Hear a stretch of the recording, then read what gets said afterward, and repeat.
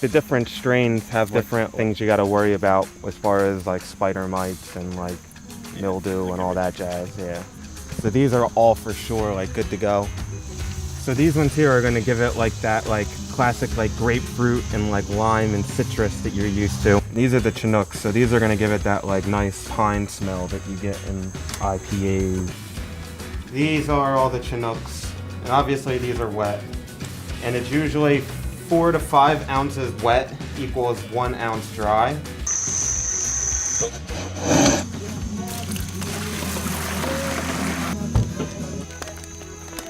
Alright. This is all my base malt, and we constantly stir it just to keep it from like doughing up and like clumping in the balls. This is our 1/4 pound chocolate malt, which is going to really make it red. And I really only use it for the color, not really for the flavor. It's already starting to get dark.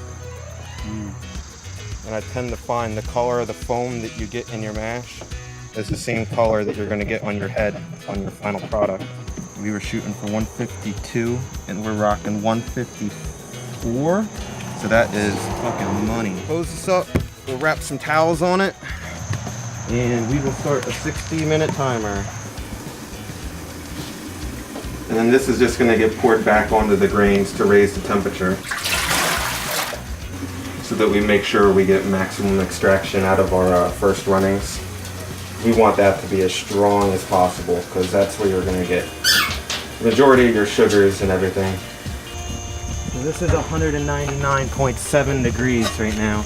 And this little bit should raise the whole thing up to 170. Extract all the different types of sugars that we can get. I try to get the first runnings as strong as possible. Right. Again. Good. So we're just gonna let the grain clear through the line. See all the grain in it? You have to pour that back in. That's serious. It already looks a lot cleaner. Yeah. And in we go. And then I just pour this through here so they'll disturb the grain bed as little as possible.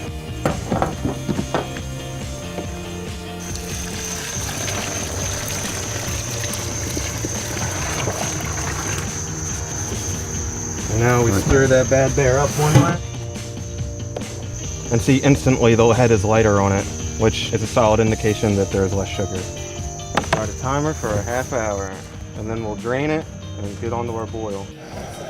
All right, so we got 1 ounce of Chinook here for our 60-minute bittering edition. This is what's gonna translate into the bitterness. All right, this is our 15-minute edition. We're doing another ounce of Chinook. We'll wait another 5 minutes and we'll start wet hopping the beer. Cool.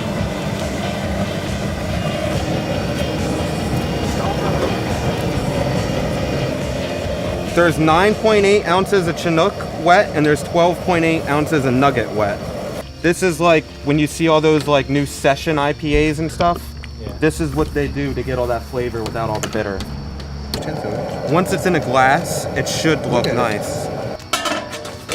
And then we're done. This is just a wort chiller. I'm gonna add this and run hose water through it and filter it out just to bring the temperature down so that I can pitch my yeast at like a viable temperature, somewhere under 80. And then I'll just tie these off to the hoses. Let that sit, and it'll bring the temperature from boiling down to 80 in probably 10 minutes. Cool. Yeah, there you go.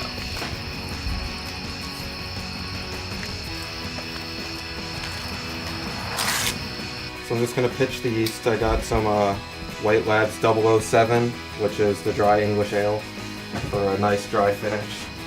It'll take the gravity usually all the way down to like a nice 10-10 or so. And in like 3 weeks we'll have some hoppy ass beer.